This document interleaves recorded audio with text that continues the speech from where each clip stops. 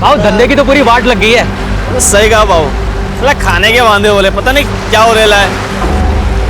भाव ये देख, कोई बड़ी मछली फंसी है भाव। हाला हाला, खींच खींच थामा खींच। थामा।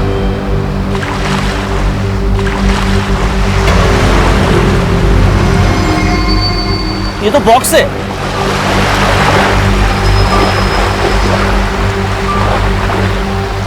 लगता है कोई माल होगा। चल चल उठा के देखते, निकाल, बाहर निकाल।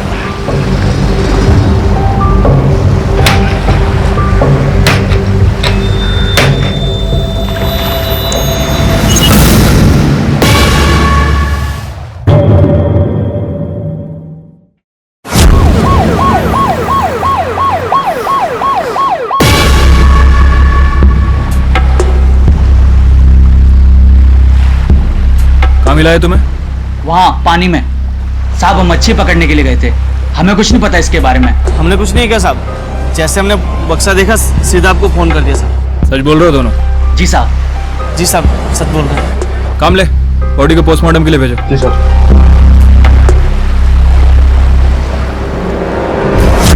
नमस्कार, आदाब। क्राइम पेट्रोल डायल 100 में आप सबका स्वागत है। कहते हैं कि बच्चे भगवान का रूप होते हैं। जो निर्मलता, सरलता और जो निश्चल भावना उनमें देखने को मिलती है, वो किसी में देखने को नहीं मिलती। बच्चे बड़ी मासूमियत के साथ मुस्कुराते हुए इस दुनिया की तरफ उम्मीद भरी नजरों से देखते हैं, उम्मीद कि इस दुनिया के लोग उनका ख्याल रखेंगे। लेकिन हम आए दिन बच्चों पर होने वाले जुर्म के बारे में सुनते रहते हैं। लेकिन कुछ लोगों के लिए बच्चों की मासूमियत, उनके बचपन का कोई मोल नहीं होता। क्या ये लोग इतने नीचे गिर चुके हैं कि इतनी छोटी सी बात नहीं समझ पाते कि बच्चों को अगर हमसे कुछ चाहिए तो वो है सिर्फ प्यार। मुंबई के बसई इलाके में मिला ये संदूक और उसमें मिली एक बच्ची की लाश किसी बड़ी अनहोनी की तरफ इशारा कर रही थी। आखिर इस बच्ची को किसने और क्यों मारा था? सर, बच्ची की पोस्टमार्टम रिपोर्ट आ गई है। सर, रिपोर्ट के हिसाब से बच्ची की उम्र 5 से 6 साल के आसपास है और बॉडी को पानी में फेंके हुए 6 से 7 दिन बीत चुके हैं। इसी वजह से बॉडी काफी फूल चुकी है। सर ये देखिए, सर बॉडी के गले पे मार्क्स मिले हैं। सर इसका मतलब पहले उसका गला दबाया गया, उसके बाद उसे पानी में फेंका गया। लेकिन सर चौंकाने वाली बात है कि बच्ची की मौत गला दबाने की वजह से नहीं हुई है, बल्कि पानी में डूबने की वजह से हुई। उस जगह के आसपास कोई क्लू मिला? नहीं सर, क्लू तो नहीं मिला, लेकिन हमने सैंपल के लिए वहाँ की मिट्टी ले ली है। और बच्ची के बारे में कोई खबर? कौन है, कहाँ से है, कुछ? नहीं सर, बच्ची की बॉडी पर जो स्कूल यूनिफॉर्म मिला है सर, मुझे नहीं लगता कि हम उससे कुछ आइडेंटिफाई कर पाएंगे, क्योंकि यूनिफॉर्म पूरी तरह से गल चुका है। ऐसा करो, स्केच आर्टिस्ट को बुलवाओ और उस बच्ची का स्केच तैयार करो। बॉडी पानी में पड़ी थी इसलिए चेहरा फूल गया होगा, इसलिए कंप्यूटर से उसको जितना क्लोजली मैच कर सकते हो करो और उसके बाद फोटो को हर जगह सर्कुलेट कराओ। शायद किसी ने उसे देखा हो या फिर किसी पुलिस स्टेशन में कोई मिसिंग कंप्लेन हो। Okay sir.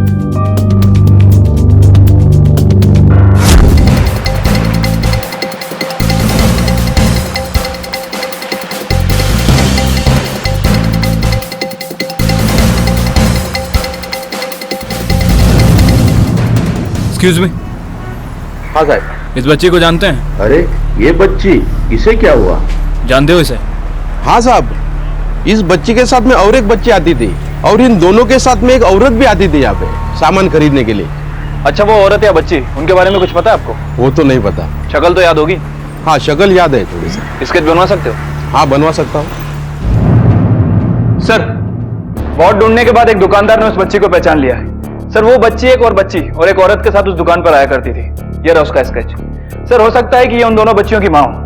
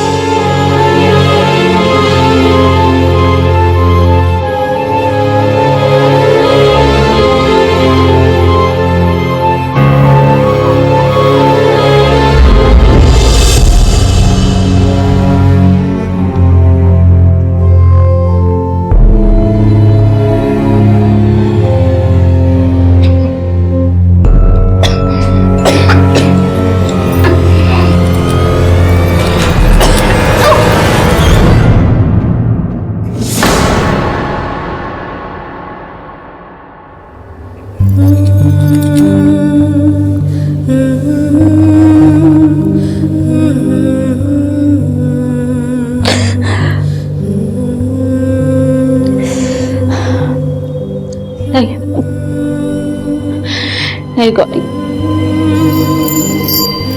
नहीं, रोना नहीं है।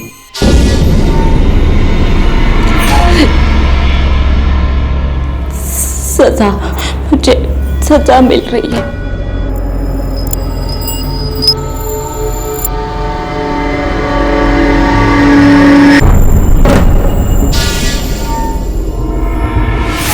आखिरकार पुलिस की कड़ी मेहनत रंग लाई और उन्होंने बहुत जल्द इस केस का पहला सुराग ढूंढ निकाला। आखिर ये औरत कौन थी? इस बच्ची का उससे क्या संबंध था? क्या वो इस बच्ची की मां थी?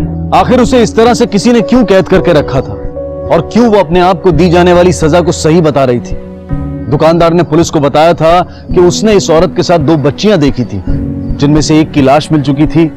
तो दूसरी बच्ची कौन थी और इस वक्त कहां थी? पुलिस ने इस महिला को ढूंढना शुरू किया और साथ ही जिस खाड़ी में बच्ची की लाश मिली थी उसके आसपास भी खोज जारी रखी गई। पुलिस को इस केस में बहुत जल्द एक और ऐसा झटका मिलने वाला था जिसके बारे में उन्होंने सोचा भी नहीं था।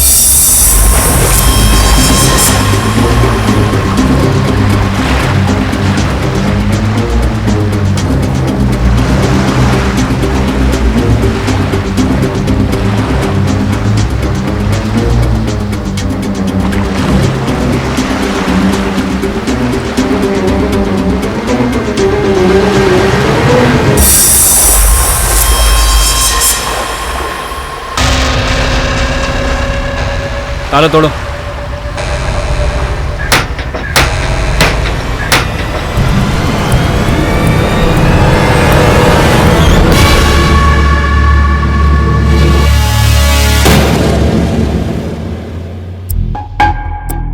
सर, सर बॉडी देखकर लगता है कि इस बच्ची की एज पहले वाली बच्ची से ज्यादा है। डीएनए टेस्ट करवाओ दोनों को फौरन। सर ऑलरेडी प्रोसेस में है।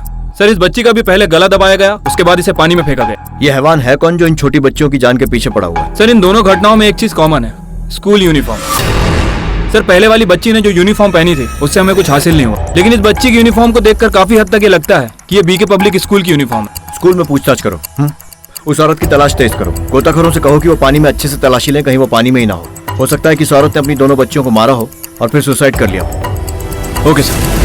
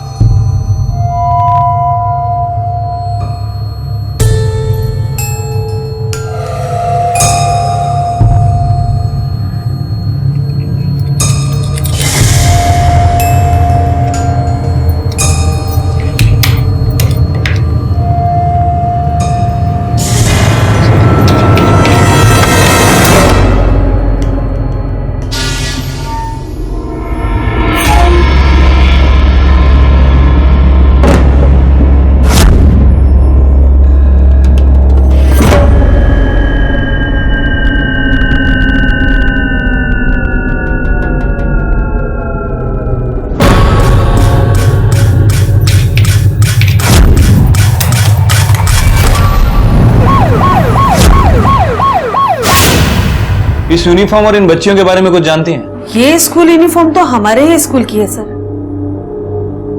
ये बच्चियां हमारे स्कूल की स्टूडेंट नहीं है। आपके स्कूल से कोई बच्ची मिसिंग तो नहीं है? हमारे स्कूल से कोई बच्ची मिसिंग नहीं है और हमारे पास ऐसी कोई कंप्लेन नहीं है। हमें आपके स्कूल का डेटाबेस चेक करना है। श्योर सर, मैं क्लर्क को बोल देती हूँ, वो आपको सारा डाटा प्रोवाइड कर देंगे। Okay okay. सर वो दोनों ही बच्चियां उस स्कूल की नहीं है। अगर दोनों बच्चियां बीके स्कूल की नहीं है तो फिर उनके पास ये यूनिफॉर्म कहां से आई? कहीं ऐसा तो नहीं कि कातिल ने हमें गुमराह करने के लिए उन्हें वो यूनिफॉर्म पहना दिया? स्कूल में पता करो। सर, आनंदनगर मोहल्ले से एक कंप्लेंट है। लोगों का कहना है कि एक घर से उन्हें बदबू आ रही है।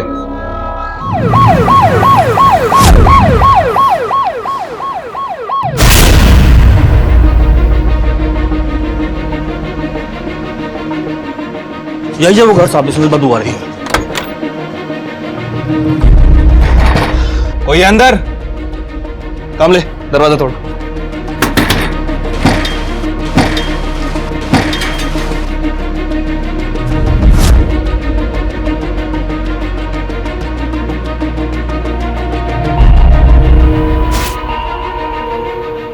कमले, बॉडी को पोस्टमार्टम के लिए भेजो।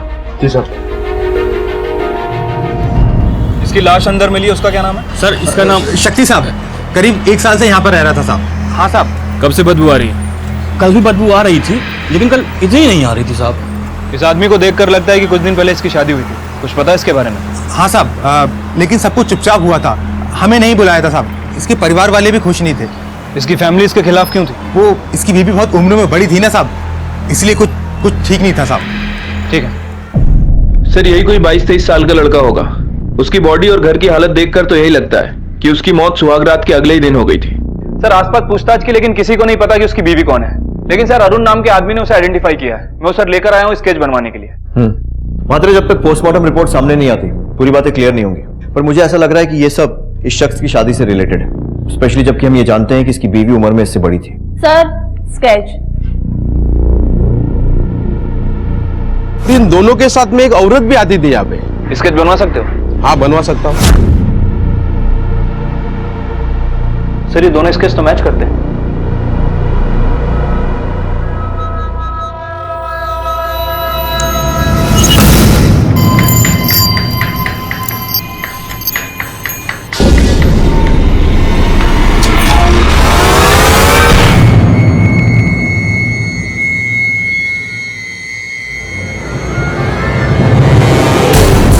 मुझे मालूम है कि उसी ने उसे खिला पिलाकर अपने वश में कर लिया था, इसीलिए मेरा बेटा शक्ति हमारी बात ही नहीं सुनता था। रुक जाओ शक्ति, ये क्या पागलपन है?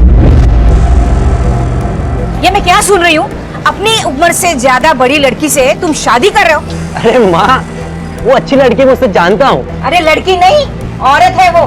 तुम्हारे से पहले 3 शादी कर चुकी है और अब 4थी शादी तुम्हारे साथ करी है। कल को तुम्हें छोड़कर अगर किसी और के साथ शादी कर ली तो उसने?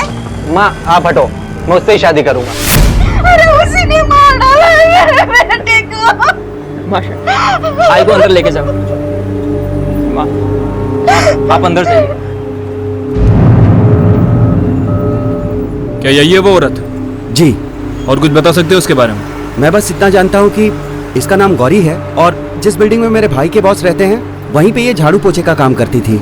शक्ति वहाँ काम के लिए जाता था तो वहीं इन दोनों की मुलाकात हुई थी।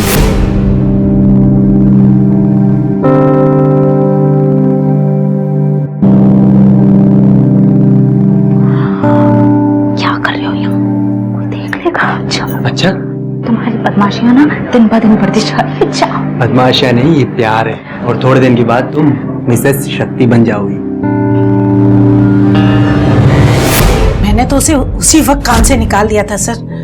अरे मुश्किल से 4-5 बार ही आया होगा शक्ति हमारे घर पर, लेकिन उस औरत ने उसे अपने माया जाल में फंसा लिया। अरे इतना सब होने के बावजूद मैं उसे कैसे रखती काम पर? आखिर मेरी भी 2 बेटियां हैं, क्या असर पड़ता उन पर? ठीक है, गौरी के डॉक्यूमेंट्स दे दीजिए। मेरे पास तो कोई डॉक्यूमेंट्स नहीं है सर। क्यों? आपने उसका पुलिस वेरिफिकेशन नहीं करवाया? नहीं सर, मैंने तो कभी इसकी जरूरत ही नहीं समझी। मुझे एक मेड चाहिए थी और उसी काम। इस तरह प्रोटेक्ट करेंगे अपनी बच्चियों का? 1000 बार कहा है कि कोई भी वर्कर को रखने से पहले उसका पुलिस वेरिफिकेशन कराना चाहिए। हम अपनी ड्यूटी कर रहे हैं, एटलीस्ट आप भी तो करिए। Sorry sir. खैर, कभी कुछ बताया गौरी ने अपने बारे में?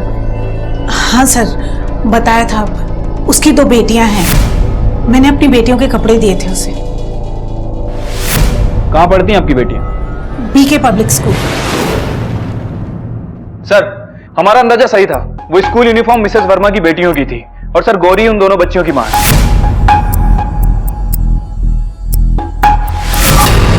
लेकिन वो दोनों बच्चियां मरी कैसे और गौरी इस वक्त कहाँ है? सर इस सवाल का जवाब शक्ति और गौरी के कॉल रिकॉर्ड दे सकते हैं। ऐसा क्या कॉल रिकॉर्ड में? सर ये देखिए, शक्ति गौरी के टच में था और सर ये देखिए, गौरी लगातार किसी उद्भव से बात कर रही है। मात्र हो सकता है कि ये उद्भव गौरी का पहला पति हो, उन 2 बच्चियों का बाप। कुछ उद्भव की कुंडली निकालो। Okay sir.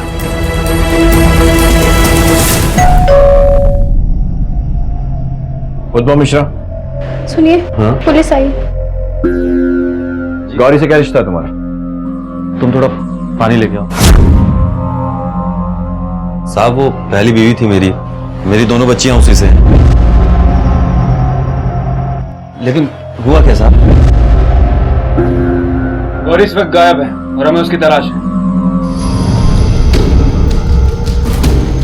घर में बच्चों की कोई फोटो नहीं, क्यों? दरअसल गौरी बहुत गलत किस्म की महिला थी। मुझे तो शक था कि वो बच्चियां मेरी हैं भी कि नहीं है, लेकिन अब इन सबसे बहुत ऊपर उठ चुका हूं सर। मैं बहुत खुश हूं ममता के साथ। तुझे ऐसा क्यों लगा कि गौरी तेरे साथ बेवफाई कर रही थी? एक कारण हो तो बताओ ना। इस तरह कोई मर्द अपने बीवी बच्चों को नहीं छोड़ता। उसे हर वक्त मर्दों की संगत की जरूरत पड़ती थी। मेरे बाद भी उसने दो शादियां की। अभी हाल फिलहाल में पता चला फिर एक शादी की। उसका फोन भी आया था मुझे। मैं बच्चों को अपने पास नहीं रखने वाला। वो तुम्हारे ही बच्चे हैं, और फिर मैं कुछ दिनों के लिए तो कह रही हूँ, कुछ वक्त बाद आकर मैं उन्हें खुद ले जाऊंगी। तू हर 2 महीने पे शादी करती रहे और मैं यहाँ बैठ के बच्चों को झेलूं। अरे तू तो हर 2 महीने पे पति का जुगाड़ कर लेती है ना, बच्चों को संभालने वाले का भी जुगाड़ कर ले। और तेरे लिए वैसे भी ये सब कहाँ मुश्किल है, रख रहा हूँ। क्यों? बच्चों को बाप की जरूरत नहीं थी? शायद तुम्हारी दोनों बच्चियां मर गई हैं। मार दिया? क्या कह रहे हैं साहब? कहीं ऐसा तो नहीं ना कि पीछा छुड़ाने के चक्कर में तूने ही उन्हें मार दिया? अरे साहब ये क्या कह रहे हैं आप? वो जब बच्चों को लेकर मेरे पास आई ही नहीं तो मैं ये कैसे कर सकता हूँ? तो क्या कर सकता है और क्या नहीं कर सकता ये तो हम पता लगा लेंगे, लेकिन अगर हमें पता चला ना कि तूने हमसे झूठ बोला है तो हम क्या क्या कर सकते हैं ये सोच लेना। शक्ति से पहले किन 2 लोगों से शादी की थी उसने? ये नहीं पता साहब। हाँ उसकी माँ को पता होगा। उसकी माँ का एड्रेस दे। ये नहीं हो सकता। हे भगवान, क्या हो गया मेरी बच्ची के साथ? मेरी बच्ची बहुत अच्छी थी, लेकिन जिसने उससे प्यार किया सबके सब निकम्मे निकले सर। ऐसा क्या किया उन लोगों ने? साहब, उसका पहला पति उद्धव उस पर बहुत शक करता था, उसकी जिंदगी हराम कर दी। फिर उसका दूसरा पति अश्विन, वो तो पागल था। और उसका तीसरा पति वीरू, वो तो बहुत ही घटिया किस्म का इंसान था। पता नहीं कितनी औरतों से संबंध रखे थे, इसलिए मेरी बेटी ने उसको छोड़ दिया। बहुत अच्छी थी मेरी बेटी, मेरा और अपने भाई का बहुत ख्याल रखती थी। आपकी बेटी ने आपको 7-8 दिन से कॉल नहीं किया तो आपको शक नहीं हुआ? मुझे लगा नई शादी हुई है तो दोनों कहीं घूमने गए होंगे, इसलिए मैंने फोन नहीं किया। आपका बेटा गौरी का भाई कहाँ है इस वक्त? वो काम पर है साहब। अभी थोड़े दिन पहले ही उसकी नौकरी लगी है पुणे में, वहीं पे रहता है। शनिवार को आता है। गौरी के पिछले पतियों का एड्रेस दे सकती हैं? जी। पुलिस की तहकीकात में गौरी के 2 रूप सामने आए। जहां एक तरफ लोगों का कहना था कि गौरी एक चरित्रहीन महिला है जो अक्सर अपने जीवन साथी बदलती रहती है, तो वहीं दूसरी तरफ गौरी की मां के हिसाब से गौरी बिल्कुल बेकसूर है, एक सीधी सादी औरत है जिसे अपनी जिंदगी में एक सच्चे प्यार की तलाश है। बहरहाल पुलिस की प्राइम सस्पेक्ट्स की लिस्ट में गौरी के पहले के 2 पति थे, लेकिन क्या वाकई में गौरी के दोनों बच्चों को उनमें से ही किसी ने मारा था?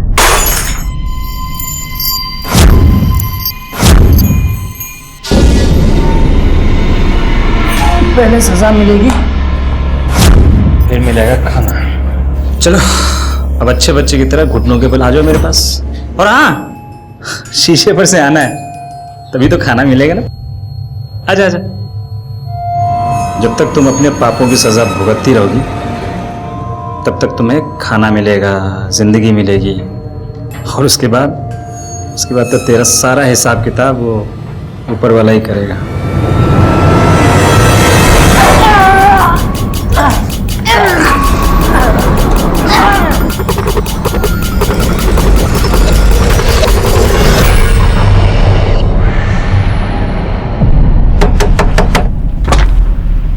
अश्विन तो ही है। अंदर आ सकता हूँ, कुछ बात करनी है। वारंट है आपके पास? फिलहाल तो नहीं है, लेकिन एक बात बता, गौरी और उसके बच्चे कहाँ हैं? कुछ पता है उनके बारे में? मेरा उससे 1 साल से कोई भी लेना देना नहीं है। झूठ तो नहीं बोल रहा ना? बिल्कुल झूठ नहीं बोल रहा हूँ मैं। 2 दिन पहले कहाँ था तू? घर पे ही था। ठीक है।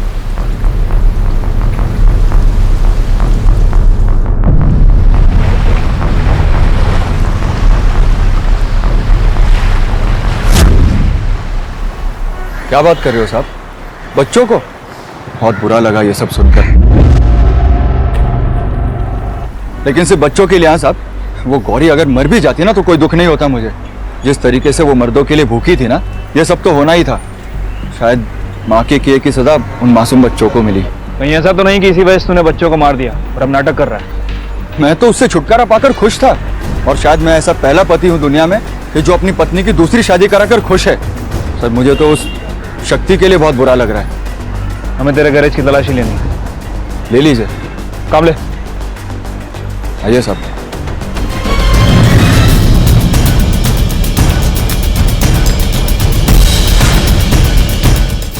सर वीरू के गैरेज की छानबीन की है लेकिन कुछ हाथ नहीं लगा। सर फिर भी मैंने उसके कॉल रिकॉर्ड्स मंगवा लिए हैं। और अश्विन? सर अश्विन के बारे में पूछताछ की है, वो थोड़ा अजीब है। अंदर आ सकता हूँ, कुछ बात करनी है। वारंट है आपके पास?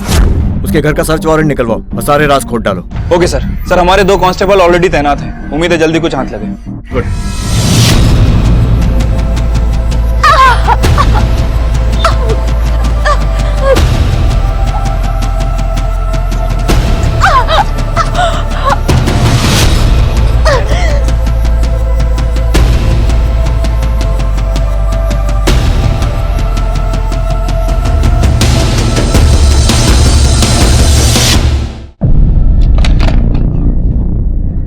सर, अभी अभी उस गौरी को तुकाराम ने स्पॉट किया है। गुड, गाड़ी निकालो और तुकाराम को बोलो उस पर नजर रखे। ठीक है सर।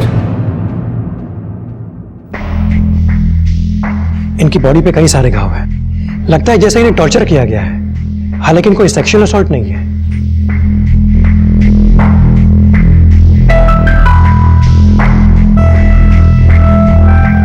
देखिए हम लोग आपकी मदद करने आए। अब तक कहां थी आप? मेरा अपहरण हुआ था। कब हुआ था और किसने किया था? कहाँ लेके जा रहे हो? यहाँ कहाँ है मेरे बच्चे? चलना बच्चे दिखाता अरे वो थोड़ा गुस्से में था क्योंकि मैंने अपने बच्चों को अपने मायके में छोड़ा हुआ था। माँ मैं जल्दी आ जाऊंगी इन्हें लेने। हम आपका इंतजार करेंगे माँ। हाँ बेटा मैं बहुत जल्दी आ जाऊंगी। बेटा तुम दोनों अंदर जाओ, अपनी बहन को भी लेकर जाओ। गौरी, प्रमोद गुस्सा करेगा। तुम्हारी तीसरी शादी से भी वो काफी नाराज था। क्या सोच करके तुमने अपने से 7-8 साल छोटे आदमी से शादी कर रही हो? माँ मेरे पास और क्या रास्ता है, और मैं सबका ख्याल रख रही हूँ ना। मेरी भी तो कुछ जरूरतें हैं और मैं बहुत दिन के लिए इनको यहाँ नहीं छोड़ूंगी। बहुत जल्दी आकर इन दोनों को ले जाऊंगी। प्रमोद को तो ये बात समझनी चाहिए, मैंने उसका कितना साथ दिया है, आज उसे मेरा साथ देना चाहिए ना माँ। मेरे बच्चे कहाँ हैं? देखिए आपकी दोनों बच्चियां और आपका हस्बैंड शक्ति इस दुनिया में नहीं। मेरे बच्चे! शक्ति!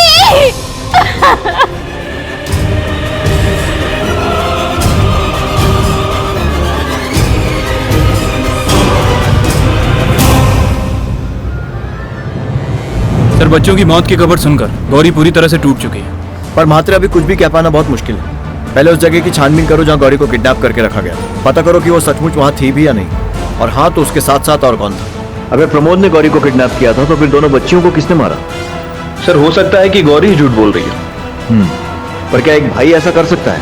उसके भाई की पूरी रिपोर्ट्स निकालो, उसके कॉल रिकॉर्ड्स, वो कब बात करता है, किससे बात करता है, किससे मिलता है, हर छोटी से छोटी डिटेल भी हमारे लिए इंपॉर्टेंट है। Okay sir.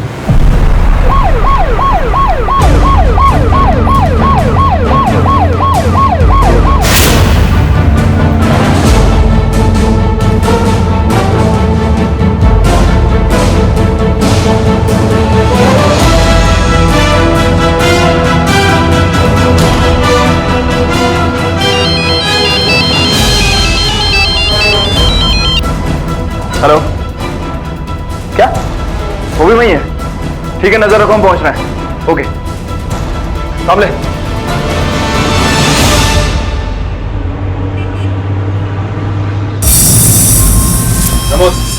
चल चलो। साहब मेरे बेटे को क्यों जा रही है? सब बता दिया इसके बारे में। इसने कुछ भी नहीं किया। सब दीदी झूठ बोली, मैं था ही नहीं वहां पर। मेरी बेटी पागल हो गई है। सच सच बता, तूने दोनों बच्चियों और शक्ति को क्यों मारा? साहब मैं अपनी बहन के साथ ऐसा क्यों करूंगा? हमारे पास कांच के टुकड़े हैं जिसमें खून है। पहले ना हम डीएनए टेस्ट करवाएंगे और जैसे रिपोर्ट मिलेगी ना उसके बाद तेरे ऊपर लाठी, डंडा, बेल्ट सब टेस्ट करेंगे। बोल बोल। मात्रे, रिपोर्ट आने तक इसके आदर सत्कार में कोई कमी मत रखना, और मेरे जाने के बाद अगर कुछ बोलना चाहे ना तो भी रुकना मत। चल बोल। सब बताता हूँ सब बोलता हूँ सब बताता हूँ सब मैं अपनी बहन के साथ उसे बदला लेना चाहता था, उसे सबक सिखाना चाहता था, और शक्ति से शादी करके तो उसने हद ही पार कर दी थी। कितना छोटा था वो, क्यों वो बार बार शादी करती थी और अपने बच्चों को हाथ पे छोड़ के चली जाती थी, क्यों? इसीलिए तूने अपनी बहन को किडनैप किया और उसके बच्चों को मार दिया? हाँ, मैंने नहीं मारा है सर। कब मारा बच्चों को? किडनैप करने से पहले या उसके बाद में? बोल। मैं क्यों मारूंगा सर? मेरे भी कुछ लगते थे वो, और गौरी की गलतियों में उनका क्या दोष था? गौरी को उठाने से पहले मैं उनको उसके बाप के घर छोड़ के आया था। साहब मैं नाराज तो अपनी बहन से था, मारना तो मुझे उसे चाहिए था, पर मैंने उसे मारा नहीं, सिर्फ सजा दी। तो मैं उन बच्चियों को कैसे मार सकता हूँ भला? आप लोग यहाँ पे इंतजार करो, पापा भी आते ही होंगे, ठीक है? पापा कब आएंगे? बेटा जल्दी आ जाएंगे, आप लोग यहीं पे बैठना, कहीं जाना मत, नहीं तो पापा ढूंढेंगे कैसे, ठीक है? मामा, माँ कब आएगी? वो भी जल्दी ही आ जाएंगे, मैं भेज दूंगा उनको, ठीक है? लेकिन आप लोग यहीं पे इंतजार करना, कहीं जाना मत। हाँ, तुम बैठ जाओ, पापा आते होंगे और माँ भी आ जाएगी। विश्वास करो साहब, सच में मैंने कुछ नहीं किया।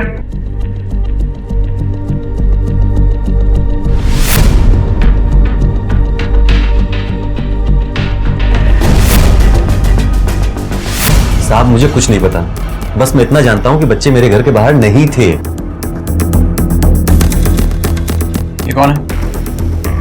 सर ये मेरी सास है, थोड़े दिन तक हम लोग के साथ रहने आई हैं। सुनो ममता, तुमने देखा था बच्चों को? नहीं, आप तो जानते हैं ना मैं कैसी हूँ। अगर वो यहाँ आए होते तो क्या मैं उन्हें अंदर नहीं लेती? सुनो साहब, ये मुझे हमेशा कहती रहती है कि जाओ और बच्चों से मिलो। उनकी माँ में खराबी थी, बच्चों की क्या गलती है? सुन, ये शराफत का नाटक किसी और के सामने जाकर करना। इतने साल की नौकरी में हजारों ऐसे नाटक देख चुका हूं मैं। सच तो यह है कि तू उन बच्चों को चाहता ही नहीं था, और जब तूने उन्हें अपने घर के बाहर देखा तो गुस्से में आकर बुरी तरह उन्हें मार डाला। सर बच्चे मेरे घर के बाहर नहीं थे, विश्वास करिए मेरा। आप किसकी बात में विश्वास कर रहे हैं? प्रमोद की? अरे जिसने अपनी सगी बहन के साथ ऐसा किया हो, बच्चों के साथ क्यों ना करेगा? अरे ये भी हो सकता है कि बच्चों को मारने के बाद वो अपनी बहन को मारने जा रहा हो, लेकिन वो अपनी जान बचाकर निकल गई होगी कहीं। सर मैं ऐसा आदमी नहीं हूं।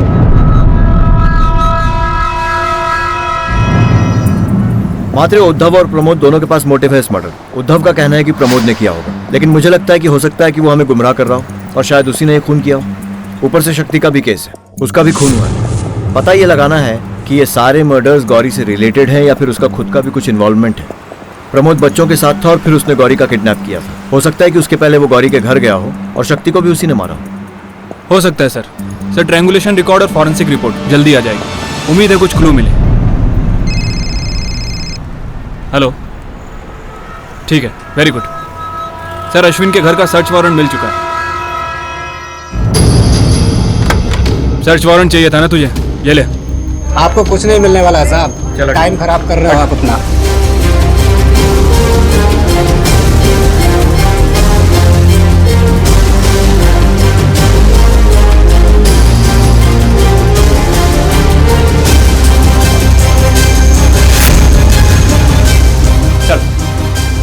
चल, लेकिन मेरी बात तो सुना आप, ऐसे कैसे ले जा सकते हो मुझे?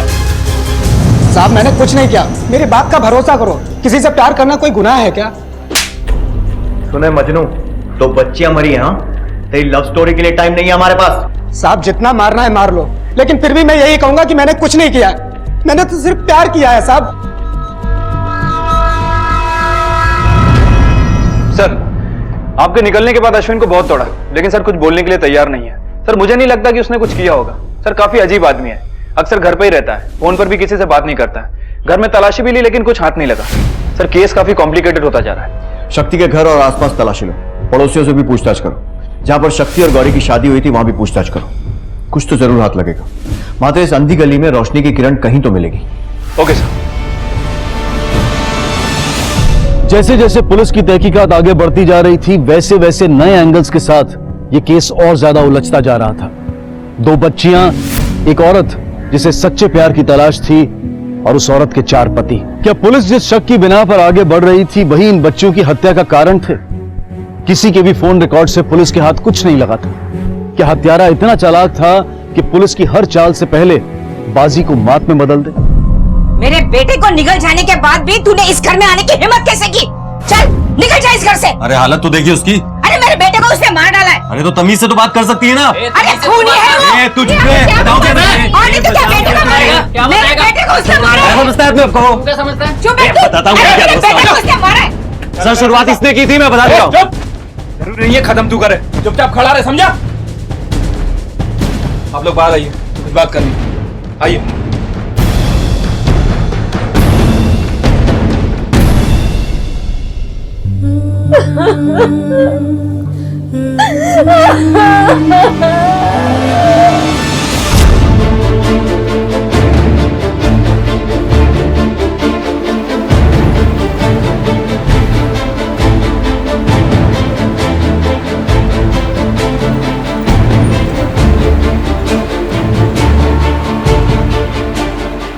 भाई साहब, इन दोनों में से किसी को जानते हैं? हाँ साहब, जिस दिन इनकी शादी हुई थी और ये जिस दिन मंदिर से शादी करके लौट रहे थे, कोई उन्हें छुपकर देख रहा था।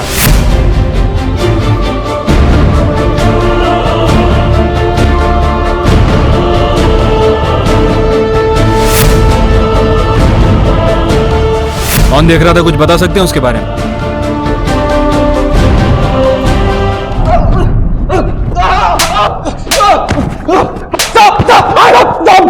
मैंने कुछ नहीं किया साहब। मुझे क्यों मार रहे हो साहब? क्योंकि तूने हमसे झूठ बोला कि गौरी को छोड़ने के बाद तू बहुत खुश था, तो फिर उसका पीछा क्यों कर रहा था? साहब हर दूसरे मत पे उसका दिल आ जाता था और बहुत जल्दी ऊब भी जाता था। शक्ति पे दिल आ गया उसका, अपने से उम्र में इतने छोटे लड़के पर। अब मुझे गौरी नहीं चाहिए थी साहब, बिल्कुल नहीं, लेकिन मुझे उस शक्ति से नफरत हो गई थी साहब। वो ऐसी एहसान फरामोश औरत से प्यार कैसे कर सकता है? बस इसीलिए मैंने नजर रखना शुरू कर दिया।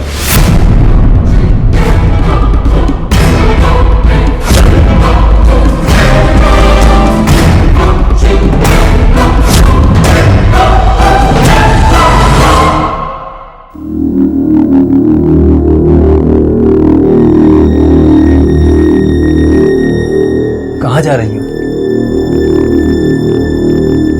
बस आ रही, बच्चों को लेने जा रही थी। मैं बच्चों के बिना नहीं रह सकती। मुझे पता है, मैंने कहा था कि आज सिर्फ तुम और मैं होंगे। हाँ, नाराज हो रही होगी और प्रमोद भी।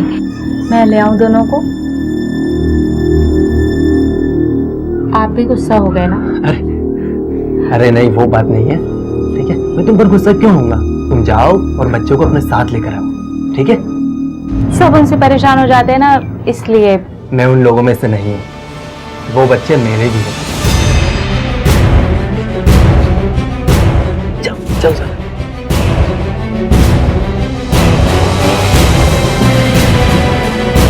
मुझे वो अकेला मिल गया तो मुझे उससे बात करने का मौका मिला।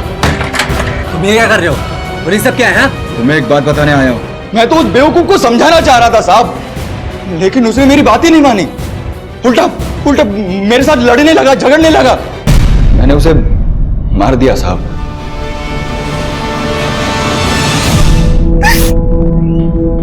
शक्ति वो अकेला ऐसा आदमी था जिसने मुझे सच में प्यार किया। मेरा भाई सही कहता था। शक्ति जैसा भला आदमी मेरी वजह से मर गया और मेरे बच्चे भी मेरी वजह से मर गए। उन अपराधियों के लिए आप अपने आप को क्यों दोषी ठहरा रही हैं? अच्छा, आपको किसी पर शक है? मतलब आपके पिछले पतियों में से कोई जो बच्चों को मार सकता हो? मुझे नहीं पता। आखिरकार शक्ति की हत्या के राज पर से पर्दा उठ चुका था। पुलिस अब यह पता करने में जुटी थी कि आखिर गौरी की दोनों बेटियों को किसने मारा और क्यों मारा। इस सब के बीच पुलिस को फोरेंसिक टीम से एक ऐसी मेजर लीड मिली जिसने इस केस की दिशा और दशा दोनों को बदल दिया। आखिरकार इस केस की सारी परतें खुल चुकी थी, लेकिन जुर्म की यह दास्तां हमारी आत्मा को झकझोर देती है।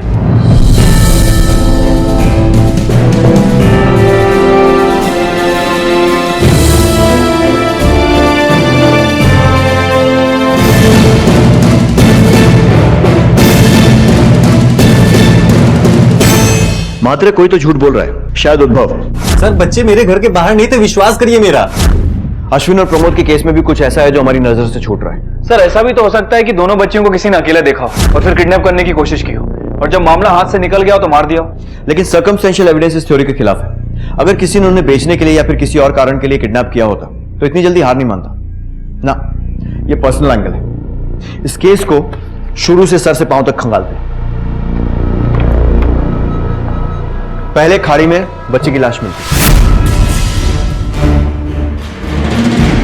उसके बाद बड़ी बच्ची की लाश मिलती। पता चलता है कि ये दोनों बहनें हैं और बाद में पता चलता है कि ये गौरी की बेटियां हैं। हाँ सर, ये दोनों बेटियां उद्भव की हैं। इसके बाद गौरी ने 3 शादियां की, अश्विन से, वीरू से और शक्ति से। और शादी के अगले ही दिन इसका मर्डर हो जाता है जो वीरू ने किया था। और यह है गौरी का भाई प्रमोद, जिसने गौरी को किडनैप किया था। और सब इस बात से मना कर रहे हैं कि बच्चियों को मारा है। प्रमोद ने बोला कि उसने दोनों को उद्भव के घर छोड़ा था, लेकिन वो कह रहा है कि घर पर लड़कियां पहुंची ही नहीं। 100% दोनों में से कोई एक तो झूठ बोल रहा है।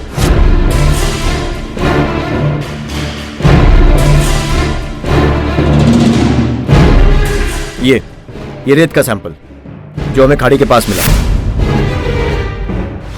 सर हमने इस एंगल पे भी काम किया, मुझे नहीं लगता कि कुछ हाथ लगेगा। मात्र मुश्किल है लेकिन नामुमकिन नहीं है। ये देखो, जिस जगह पर ये लाशें मिली हैं वहां मिट्टी के साथ साथ रेत और नमक भी है, और पास में नमक का खेत भी है। ऐसा करो, जितने सस्पेक्ट्स हैं उनके घर की तलाशी लो और उनके फुटवेयर को फॉरेंसिक भिजवाओ, देखते हैं क्या मिलता है। हो सकता है ये अंधेरे में तीर चलाने जैसा हो, लेकिन क्या पता इस बार किस्मत हमारा साथ दे जाए। Right sir.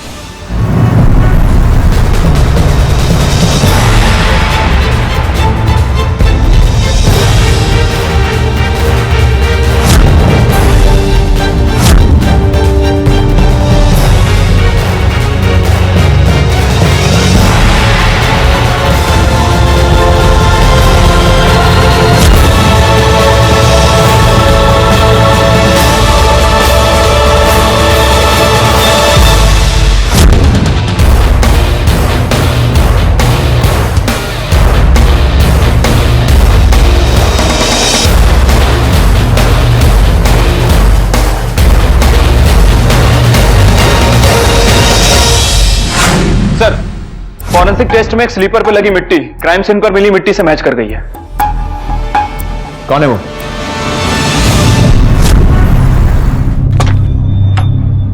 आप लोगों को कितने बार बताऊं, मैंने कुछ नहीं किया है। क्यों बार बार मुझे परेशान कर रहे हैं आप लोग? आप लोग मुझ पे शक कर रहे हैं।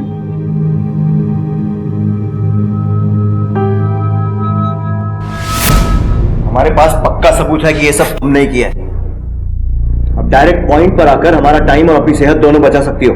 तुम्हारी चप्पल पे लगी मिट्टी लाश के पास मिली मिट्टी से मैच करती है। तो अब सीधी तरह ये बता दो कि इसमें और कौन शामिल था तुम्हारे साथ?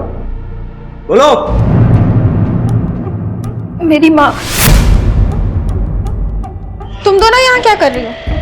प्रमोद मामा में छोड़कर गए।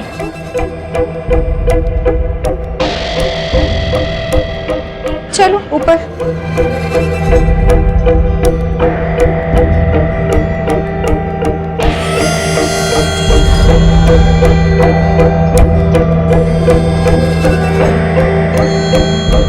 मैं बोल रही हूँ तू फंस गई है इन दोनों में। अरे उसने तो जवान लौंडे से शादी कर ली है, और तुझे क्या लगता है हाँ इन लोगों को अपने साथ रखेगी? अब आदत डाल ले इन लोग का। नहीं माँ, मैं इन दोनों से छुटकारा पाना चाहता हूँ।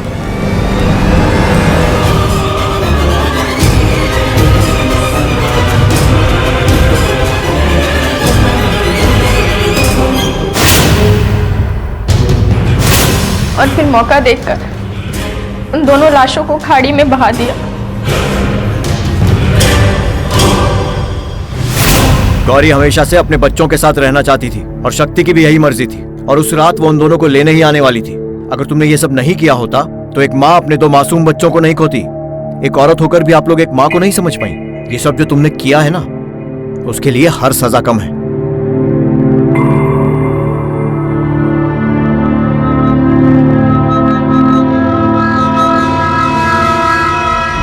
किसी और की घटिया और विकृत सोच की वजह से 2 मासूम बच्चियों को अपनी जान से हाथ गंवाना पड़ा। आखिर इन बच्चियों की क्या गलती थी? आखिर गौरी ने ऐसा क्या गलत किया था कि वो सबकी नजरों में इतनी गिरी हुई और पच्चलन बन चुकी थी? क्या हमें अपने सच्चे प्यार की तलाश करने का हक नहीं है? उसके साथ जीने का हक नहीं है? क्या पति पत्नी का रिश्ता औरत के लिए बेड़ियों का रिश्ता होता है, जहां वो चाहे या ना चाहे वो आजादी की कल्पना भी नहीं कर सकती? क्या बिगाड़ा था मेरे दोनों बच्चों ने तुम्हारा? क्यों मार दिया?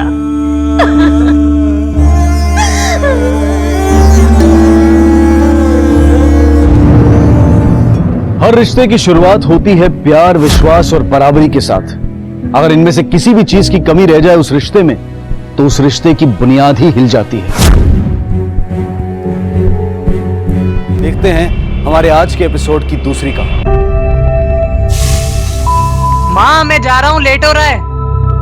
रुक बेटा रुक, देख रोटी हो गई है, सब्जी होने वाली है, थोड़ी देर का सवाल है, तू टिफिन लेके जा। अरे टाइम ही तो नहीं है माँ, वो ना मुझे क्लासेस के लिए लेट हो रहा है। अच्छा भैया, हाँ क्लासेस के लिए इतना एक्साइटमेंट, कुछ तो गड़बड़ है।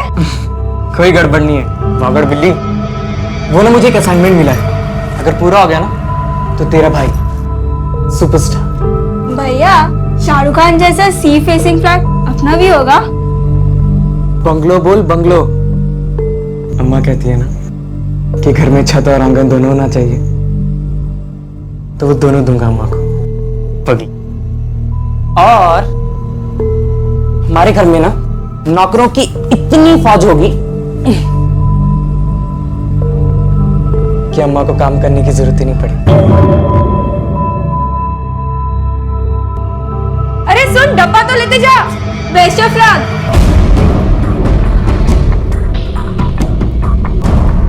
हाँ हेलो सचिन, हाँ मुझे ना 1 घंटे में पुराने किले के वहां पे मिल, देरी नहीं है? हाँ ठीक है।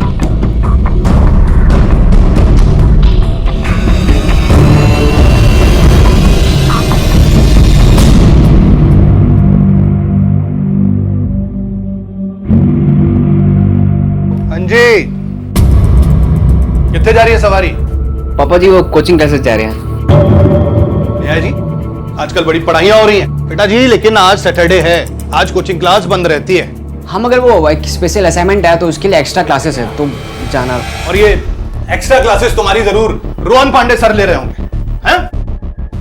सालों से समझा रहा हूं तुझे, उस नालायक का साथ छोड़ दे, पर तूने कसम खा रखी है। अव्वल तो बाप की बात सुननी नहीं है, और एक कान में अगर चली भी गई बात तो दूसरे कान से निकाल देनी है तूने। पापा जी मैं सच बोल रहा हूँ, आप चाहो तो क्लास आकर देख सकते हो मेरे साथ। जब देखो मुन्ने दे पीछे पड़े रहते हो। कितनी बार बोला कि जाते वक्त पीछे से टोका नहीं करते, अब शगुन होता है, पर मेरी बात कितने पड़ती है आपके कानों में? जा मन लगा के पढ़ना, जा। हमारी यही चीजें इसको बिगाड़ के रख देंगी, भारी पड़ेगा एक दिन, देखना तुम।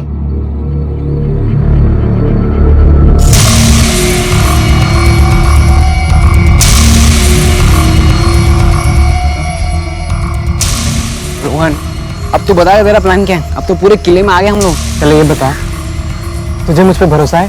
भरोसा नहीं होता ना, इतने सालों से जो पापा जी कह रहे हैं ना, भरोसा मत कर रोहन पे। कब का साथ छोड़ दिया होता तेरा मैंने।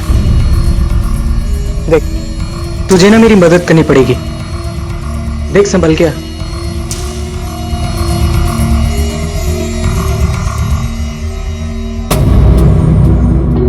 यार आए क्यों नहीं अभी तक?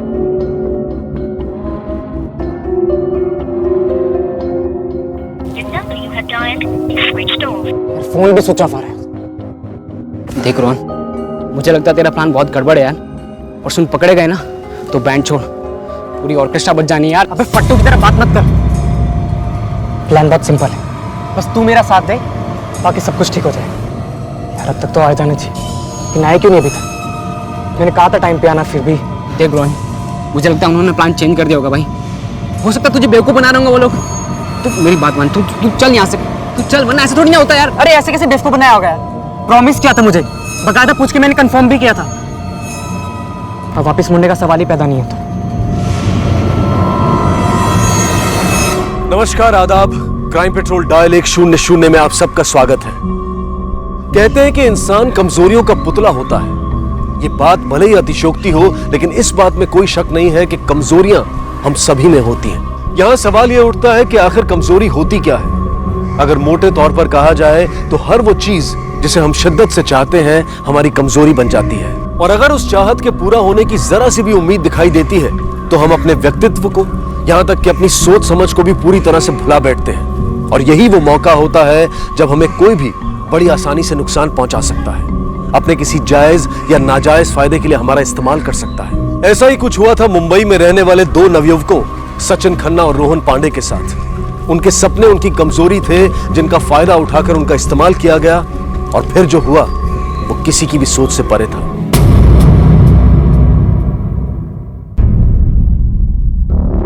सुबह से घर से निकला है साहब, रोज तो रात को 8 बजे तक वापस आता है।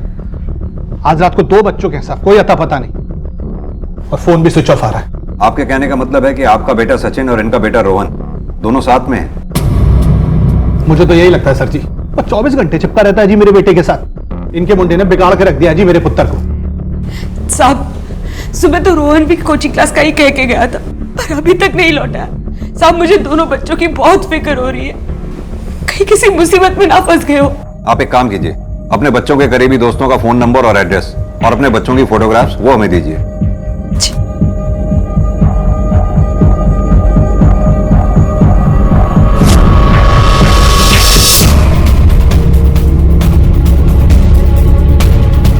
हेलो कंट्रोल रूम, दही सर की खाड़ी के पास 2 बॉडीज मिली हैं।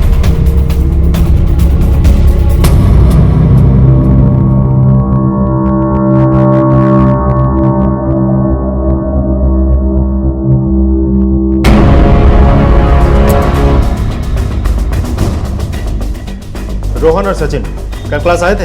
हाँ साहब आए थे। कुछ बता सकते हो सेंटर से कब निकले थे? साहब वो दोनों क्लास के आखिरी में निकले थे, क्योंकि 4 दिन से कोचिंग क्लास बंद थी। क्यों? वो क्या है ना साहब कि शिल्पा मैडम इस कोचिंग सेंटर की मालकिन है और वहीं बच्चों को पढ़ाती हैं। उनके पिताजी हॉस्पिटल में भर्ती हैं, इसलिए उन्होंने छुट्टी कर रखी थी। साहब उन दोनों में कल किसी बात पे लड़ाई हुई थी। कैसी लड़ाई? वो तो पता नहीं साहब, पर रोहन आगे गुस्से में जा रहा था और पीछे पीछे सचिन उसको मनाने के लिए जा रहा था। अरे सुन तो यार रोहन मेरी बात तो सुन। रोहन,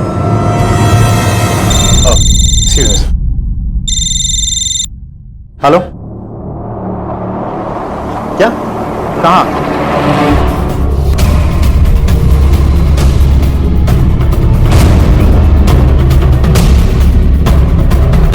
सर ये तो रोहन पांडे और सचिन खन्ना की बॉडी है।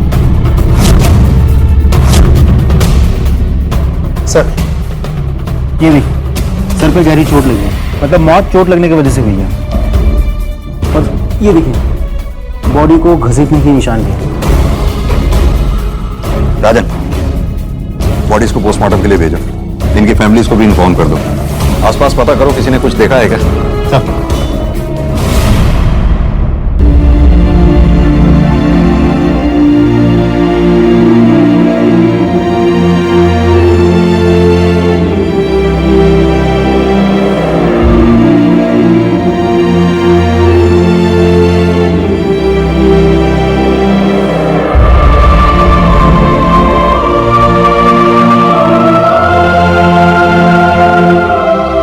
बाप के कंधों पर अपने जवान बेटे की अर्थी का बोझ इस दुनिया का सबसे बड़ा बोझ होता है, और एक मां को उसकी औलाद की मौत की खबर मिलने से ज्यादा दर्दनाक और कुछ नहीं हो सकता। और इन दोनों परिवारों के साथ यही हुआ था। कोई नहीं जानता था कि महज 17 साल की उम्र में इन बच्चों से ऐसी कौन सी गलती हुई थी जिसकी उन्हें सजा मिली थी। पुलिस उनके हर दोस्त, हर जानने वाले से पूछताछ कर चुकी थी, लेकिन कोई सिरा उनके हाथ नहीं लगा था और ना ही कोई सुराग मिला था जिसके सहारे इस जांच को आगे बढ़ाया जा सके। बहुत पक्की दोस्ती थी दोनों की सर, पूरे कॉलेज में फेमस थी उनकी दोस्ती। रोहन और सचिन एक दूसरे के लिए कुछ भी कर सकते थे। रोहन को एक्टिंग का बहुत शौक था सर, वो कॉलेज प्लेस में एज एन हीरो पार्टिसिपेट करता था और कहता था कि एक दिन वो शाहरुख खान से भी बड़ा स्टार बनेगा। ये रोहन और सचिन दोनों ने अपने घरों में किसी स्पेशल असाइनमेंट में बिजी होने की बात कही थी, क्या बता सकते हो स्पेशल असाइनमेंट के बारे में? नहीं सर, ऐसा कोई असाइनमेंट नहीं था।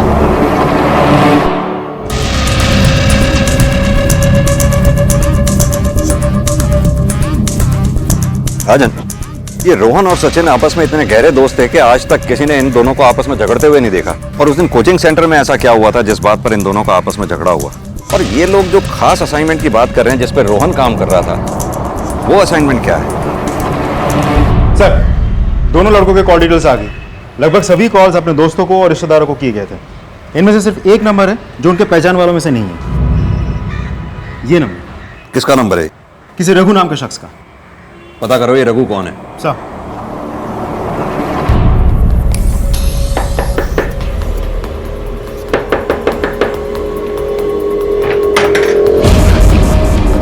हाँ साहब। रघु यहीं रहता है क्या? हाँ वो अंदर सो रहे, मैं बुला के लाता हूँ।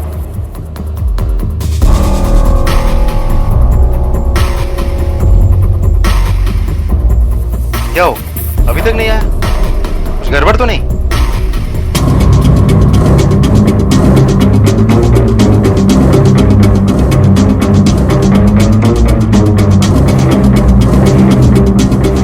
ए, उठाओ इसे। ए, उठे। कौन है तू? मेरा नाम जय है साहब। बंदे वो भाग गया, तुम दोनों संभालो इसे।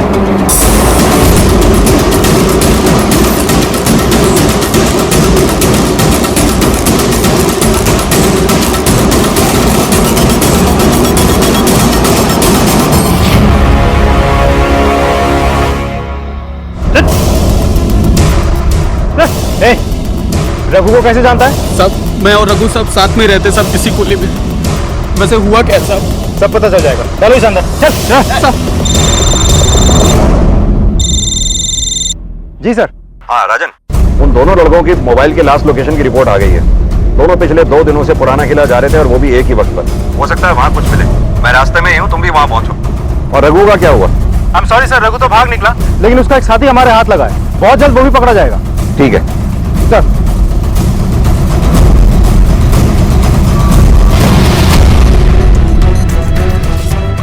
सर आपको वाकई लगता है कि हमें यहाँ से कुछ मिलेगा? ऐसा भी तो हो सकता है कि वो लोग बस यहाँ टाइम पास के लिए आए होंगे। राजन, ये जगह उनके घर और कोचिंग इंस्टीट्यूट से बहुत दूर है, और वैसे भी इस उम्र के लड़के मॉल में जाना ज्यादा पसंद करते हैं, ऐसे खंडरों में नहीं। जब तक कि कोई खास वजह ना हो, एक काम करो, आसपास का एरिया अच्छी तरह से छान मारो, देखो कुछ मिलता है क्या। सर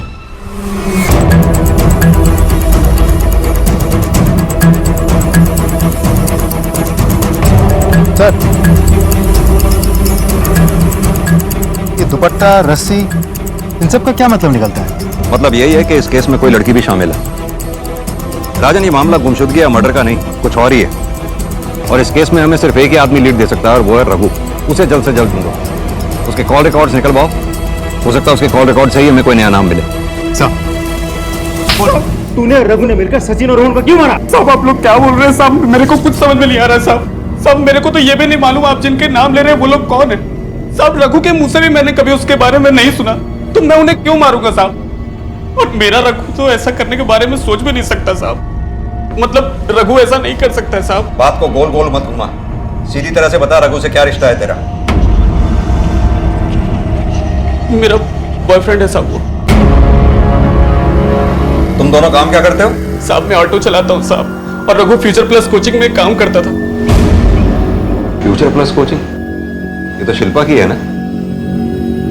पर पिछले गए हफ्ते उधर से जॉब छूट गई इसकी साहब, तो अभी 3 दिन पहले नई जगह काम पकड़ा उसने। राजन, ये रघु भी उसी कोचिंग सेंटर में काम करता था जहां रोहन और सचिन पढ़ा करते थे। रघु जॉब छूटने के बाद भी रोहन से रेगुलरली टच में था, क्यों? सर मैंने रघु के कॉल डिटेल्स चेक किए, उसके नंबर से सिर्फ रोहन और विशाल को ही कॉल्स किए जाते। उस नंबर से किसी तीसरे आदमी को न कभी कॉल किया गया, न कहीं से कॉल आया। ये विशाल कौन है? कोचिंग सेंटर की मालकिन शिल्पा का हस्बैंड। यानी कि उस कोचिंग सेंटर का इस मामले से कोई ना कोई कनेक्शन जरूर है। ये रघु भी काफी स्मार्ट लगता है। मुझे लगता है ये जो खिचड़ी पक रही थी, इसमें इस रघु का भी कोई इंपॉर्टेंट रोल रहा होगा, तभी वो इस सेपरेट नंबर को यूज किया करता था। राजन, इस विशाल से मिलते हैं, देखते हैं वो क्या कहता है। सर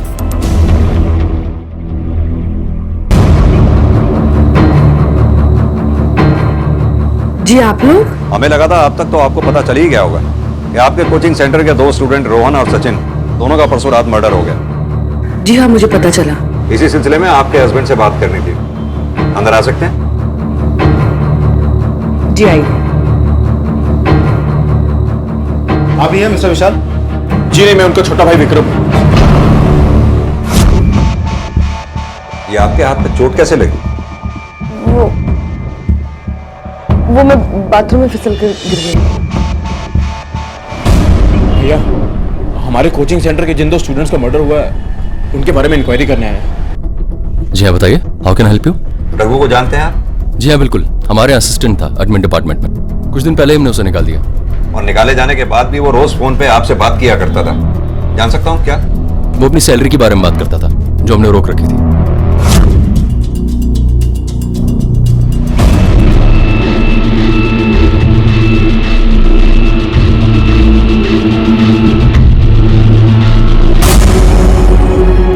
पेपर नहीं करेगा? नहीं सर, पेपर नहीं सर, क्या क्या आपके और आपकी वाइफ के अलावा कोई और भी जानता है इस बारे में? सिर्फ सचिन जानता था, जिसने मुझे इंफॉर्मेशन दी थी रघु के पेपर लीक करने के बारे में। सचिन ने? लगता है पुलिस वालों को हम पर शक हो गया। शक हो गया तो होने दो ना, वो उनकी ड्यूटी है। खाली शक होने से कुछ साबित नहीं हो। लेकिन हम ये सब कब तक छुपाएंगे? जब तक छुपाने की जरूरत पड़ेगी तब तक। और तुम ये कैसे और कब तक सोचना बंद करो, समझी? और अपना दिमाग ठीक रखो और अपनी शक्ल ठीक रखो, ऐसे जैसे कुछ नहीं हुआ है। सब सही है, क्योंकि अगर किसी भी तरह से सच सामने आया तो तुम कहेंगे, ठीक है? जहां तक मैं समझ रहा हूं कहानी कुछ ऐसी, रोहन कॉन्स्टेंटली रघु के टच में था। तो हो सकता है कि रोहन ने ही रघु को पेपर लीक करने के लिए कहा हो। रोहन के कहने पर रघु पेपर लीक करने पहुंचता है, लेकिन सचिन के कहने पर वो पकड़ा जाता है। फिर इस बात को लेकर सचिन और रोहन के बीच झगड़ा होता है, बहस होती है। इस बात का बदला लेने के लिए रघु सचिन को मार देता है। नहीं राजन, अगर रघु को ऐसा करना होता तो फिर वो रोहन को नहीं मारता। इसके अलावा उस किले से हमें दुपट्टा और रस्सी बरामद हुए जो इस केस में कहीं फिट ही नहीं बैठते। आई डोंट नो व्हाई ये शिल्पा और उसके हस्बैंड से भी सही वाइब्स नहीं मिल रही है मुझे। लगता है जरूर कुछ छुपा रहे हैं ये हमसे। ये शिल्पा को कल सुबह थाने बुलाओ, अकेले। सब साहब, हमारे बच्चों के कातिल का कुछ पता चला? कुछ लोगों पे शक है हमें, लेकिन अभी पूरे यकीन के साथ अभी कुछ नहीं कह सकते हैं। हाँ, बहुत जल्द उस हत्यारे तक पहुंच जाएंगे और जैसे ही कुछ पता चलता है आपको इन्फॉर्म करेंगे। इस तरह आपको रोज रोज यहां आकर तकलीफ उठाने की जरूरत नहीं है। तकलीफ? अपने जवान बेटे की लाश देखी है मैंने, और इस दुनिया में और तकलीफ देने वाला बच्चा ही क्या है। 5 साल का था जब उसके पिताजी चल बसे, तभी से मैंने अकेले उसे और उसकी बहन को पाल पोस के बड़ा किया। वो हमेशा कहा करता था कि अम्मा तू चिंता ना कर, मैं बहुत ही जल्दी तेरा बोझ कम कर दूंगी। लेकिन ऐसे मेरा बोझ कम करने वाला था, ये तो मैंने कभी नहीं सोचा था साहब, कभी नहीं सोचा।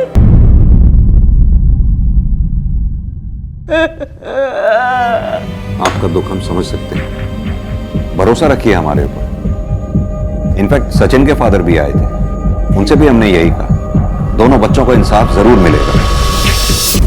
हाँ जादव बोलो। रघु का फोन अभी थोड़ी देर पहले ही ऑन हुआ है सर। मैंने जीपीएस के लोकेशन का मैसेज भेजा है आपको। Okay, good job Jadhav. गाड़ी घाट को बदलो। रोहन और सचिन दोनों आपके स्टूडेंट्स थे, जाहिर सी बात है आप उन दोनों को जानती भी होंगी। कुछ बताएंगे उनके बारे में? मेरा मतलब उनका नेचर, उनकी आदतें वगैरह वगैरह। रोहन काफी शैतान था, क्लास में दूसरे स्टूडेंट्स के साथ प्रैंक किया करता था। हीरो बनना चाहता था शायद, इसलिए पढ़ाई में बिल्कुल भी इंटरेस्टेड नहीं था। लेकिन सचिन वो एकदम अपोजिट था, पढ़ाई में काफी अच्छा था, शांत था, शर्मीला था, लेकिन वो हमेशा रोहन के साथ रहता था। उनकी इसी दोस्ती के चलते वो रोहन के हर गलत काम में उसका साथ देता था। This is your last chance, okay? अगर दोबारा तुम लोगों ने शरारत करने की कोशिश की ना तो मुझे मजबूरन तुम्हारे पेरेंट्स को यहाँ पर बुलाना पड़ेगा। Got it? Yes ma'am. Sorry ma'am, leave. देखा, मैंने कहा था ना कि सिर्फ एक वार्निंग देके छोड़ देगी। तुमने देखा ना मेरा एक्टिंग, कैसे मैंने टीचर को बुद्धू बनाया। जिस दिन रोहन और सचिन का मर्डर हुआ उससे 4 दिन पहले आपकी कोचिंग एकेडमी बंद थी, क्यों? इस बीच आप कहां पर थे?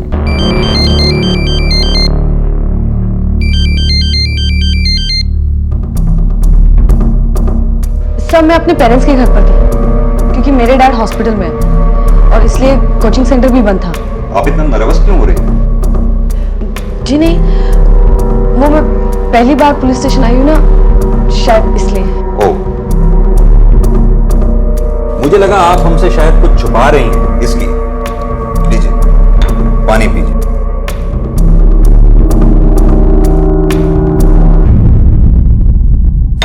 वैसे जिस दिन मर्डर हुआ उस वक्त एग्जैक्टली आप कहां पर थी? अपने घर में, मायके में या हॉस्पिटल में? आप ये सब मुझसे क्यों पूछ रहे हैं? क्या आपको लग रहा है कि ये सब मैंने आपसे जितना पूछा जाए उतना ही जवाब दीजिए। मैं हॉस्पिटल में थी। क्या है माँ? मैं बार बार फोन कट कर रही हूँ तो आपको समझना चाहिए ना कि मैं अभी बात नहीं कर सकती। हाँ, मैं आपको फोन करती हूँ। हाँ माँ, मैं दवाई लेकर आ जाऊंगी। नहीं माँ, विशाल को पता नहीं चलना चाहिए कि मैं डॉक्टर का इलाज करवा रही हूँ। माँ, मैं बाद में बात करती हूँ। सॉरी सर, मुझे जाना होगा। मेरे डैड हॉस्पिटल में है और मुझे दवाई लेकर जाना है।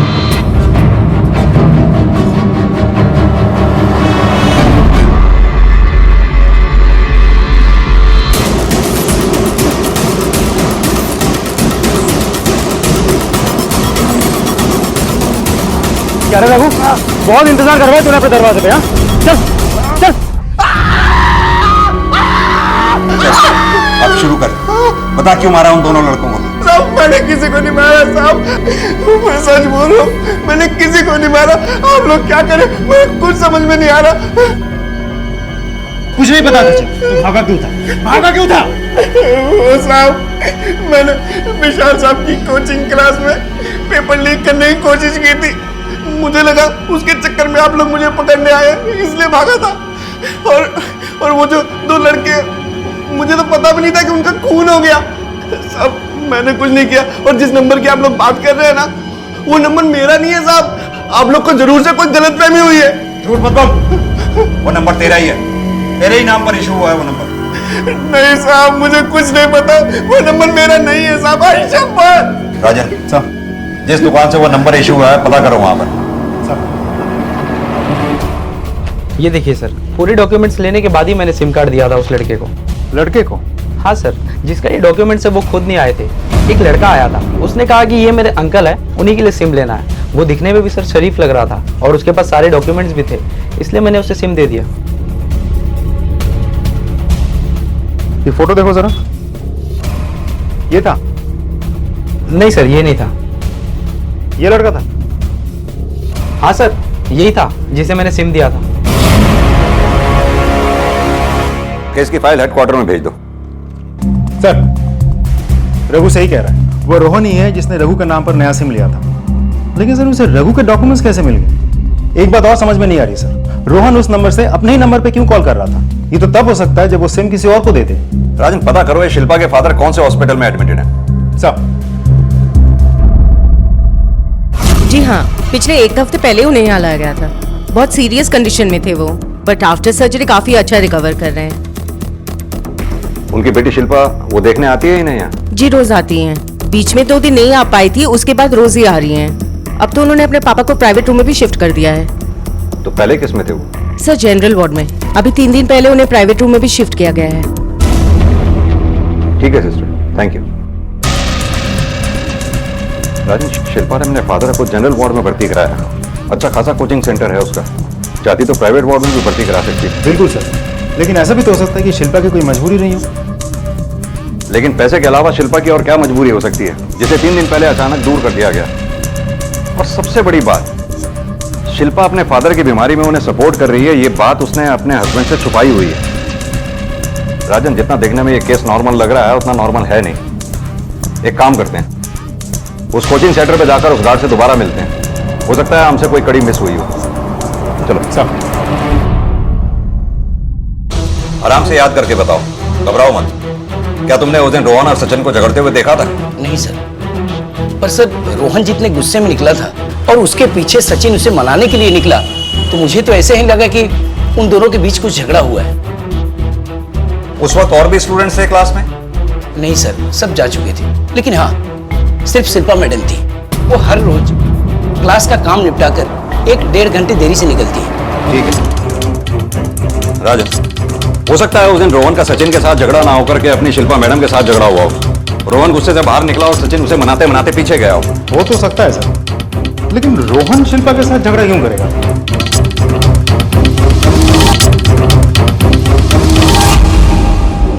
क्या हुआ सर? राजन, विशाल के घर का सर्च वारंट निकलवाओ। सर। हमें आपके घर की तलाशी लेनी है। सर्च वारंट है हमारे पास। सर्च वारंट कैसा और किस बात की तलाशी लेनी है आपको? हम लोग क्या आपको क्रिमिनल दिखाई देते हैं? सर आप बहुत बड़ी गलती कर रहे हैं। आप जानते नहीं कि हमारी पहुंच कहां तक है। राजन सर, सरकारी काम में रुकावट डालने के जुर्म में अंदर डालो इसे। चलिए। सर मैं अपने छोटे भाई की तरफ से माफी मांगता हूं sir. You can carry on. पूरे घर की तलाशी लो, कोई भी कोना छूटना नहीं चाहिए।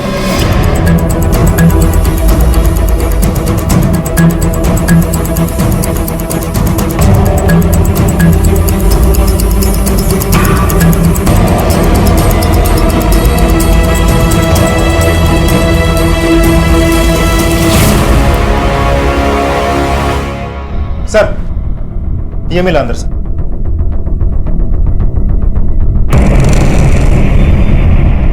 ये सूट आप ही का है? जी हाँ।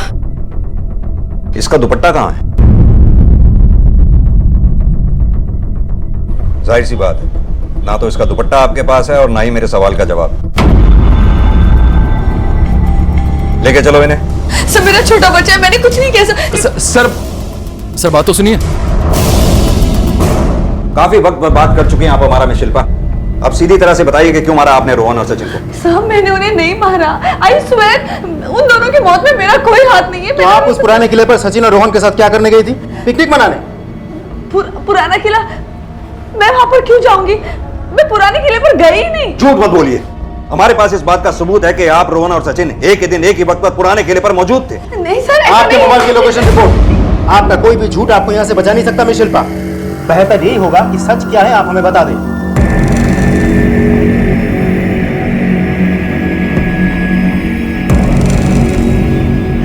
मुझसे बहुत बड़ी गलती हो गई सर, बहुत बड़ी गलती हो गई। लेकिन मैंने ये जानबूझ के नहीं किया सर, मैंने मजबूरी में किया। मैंने उन दोनों को नहीं मारा सर, मैं सच कह रही हूँ, मैंने उनको नहीं मारा। तो फिर किस गलती की बात कर रही हैं आप? क्या किया आपने? मैंने अपनी खुद की किडनैपिंग करवाई। What? खुद की किडनैपिंग? जी हाँ, और इस काम के लिए मैंने रोहन को तैयार किया। मैं जानती हूँ कि तुम्हें पढ़ाई में जरा भी इंटरेस्ट नहीं है, तो तुम अपनी मॉम डैड की मेहनत की कमाई क्यों वेस्ट कर रहे हो? मेरे पापा नहीं है मैम, सिर्फ मम्मी है, और उनकी मेहनत मैं बिल्कुल भी वेस्ट नहीं करना चाहता। मैम मुझे ना पढ़ाई में बिल्कुल भी इंटरेस्ट नहीं है, लेकिन इसका मतलब ये नहीं है कि मैं किसी भी लायक नहीं हूँ, और ये मैं बात एक दिन प्रूव भी कर दूँगा। कैसे? फिल्मों में हीरो बनके?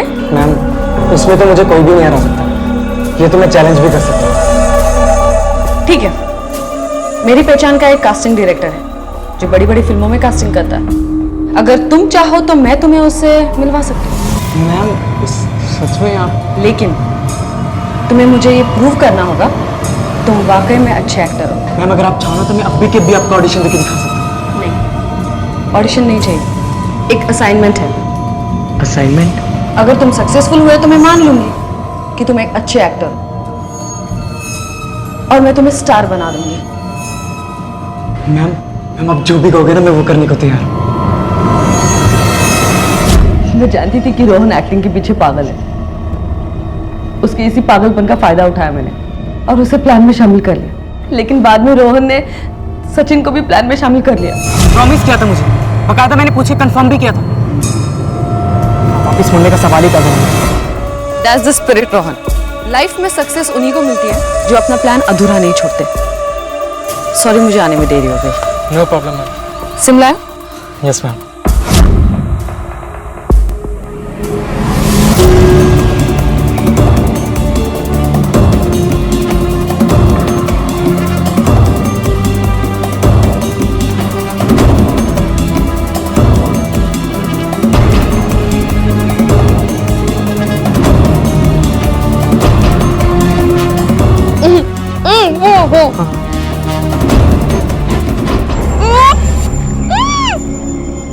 Done ma'am. रोहन अब ये फोटो मेरे पति को भेजो। उन्होंने पिक कर लिया।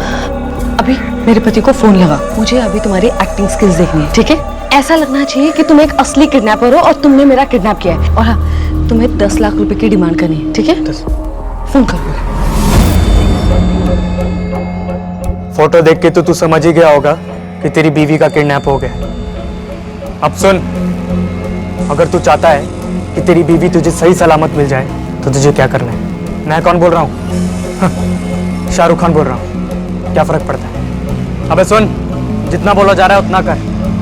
अगर तू अपनी बीवी को जिंदा देखना चाहता है तो 10 लाख रुपए लेके कल पुराने किले के वहां पे आ जा। और सुन, ज्यादा होशियारी की ना तो तेरी बीवी को मार दूंगा, समझा? लेकिन ये सब आपने किया क्यों? अचानक इतनी बड़ी रकम की क्या जरूरत आ पड़ी थी आपको? और अगर पैसों की इतनी जरूरत भी थी तो अपने पति से सीधे मांग सकती थी आप। अगर उन्होंने पैसे दिए होते तो ये सब करने की जरूरत ही नहीं पड़ती थी ना सर। कोचिंग सेंटर के पास से जो भी इनकम आती थी वो अपने पास ही रख लेते थे। मुझे अपनी छोटी से छोटी जरूरत के लिए भी उनके सामने हाथ फैलाना पड़ता है। मैंने उन्हें बताया अपने डैड की सर्जरी के बारे में। विशाल, ये मेरे डैड की जिंदगी और मौत का सवाल है। तुम ऐसे कैसे पैसे देने से मना कर सकते हो? तुम कैसे भूल सकते हो कि जब तुम्हारी नौकरी छूटी थी तब मेरे पापा ने अपनी सारी सेविंग्स हमें दी थी हमारा कोचिंग क्लास शुरू करने के लिए। विशाल, उन्होंने वो सारी सेविंग्स अपने बुढ़ापे के लिए रखी थी। एंड मोस्ट इम्पोर्टेंटली, तुमसे कई ज्यादा मेहनत मैंने की है इस कोचिंग सेंटर को सक्सेसफुल बनाने के लिए, जिसका ना तुमने मुझे कभी क्रेडिट दिया है ना प्रॉफिट। मैंने इसके बारे में तुमसे कभी कुछ नहीं कहा, लेकिन बस बहुत हो गया विशाल। अब मुझे मेरा हिस्सा चाहिए। मैं अपने पापा को ऐसे मरते हुए नहीं देख सकती। व्हाट हिस्सा? क्या हिस्सा? सबसे बकबक कर रही है। इस घर को चलाने में, ये अपर क्लास लाइफस्टाइल मेंटेन करने में कुछ खर्च होता है। कुछ आइडिया है तुम्हें? जो कुछ बच रहा है उसको तुम चाहती हो तुम्हारे बाप पर खर्च कर दूं? तुम्हारा बाप आएगा? विशाल, I said no. अपनी सोसाइटी में लड़के शादी के बाद अपना हर रिश्ता जैसे चाहे वैसे निभा सकते हैं, लेकिन लड़कियों को अपने पेरेंट्स के लिए अपना फर्ज निभाना भी है ना, तो वो भी नहीं करने दिया जाता। लेकिन मैं इसके लिए तैयार नहीं थी सर, इसलिए विशाल से पैसे निकलवाने के लिए मैंने ये सब प्लान बनवाया और मैं अपने प्लान में कामयाबी हुई।